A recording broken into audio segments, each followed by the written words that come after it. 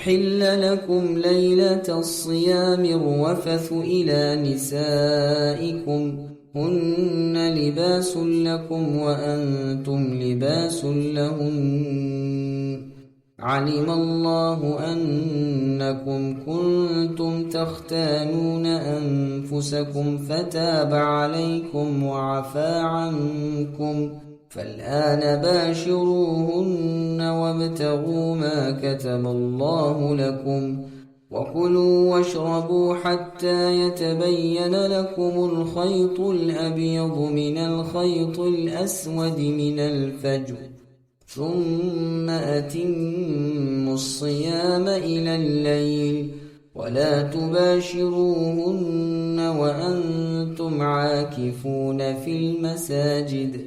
تلك حدود الله فلا تقربوها كذلك يبين الله آياته للناس لعلهم يتقون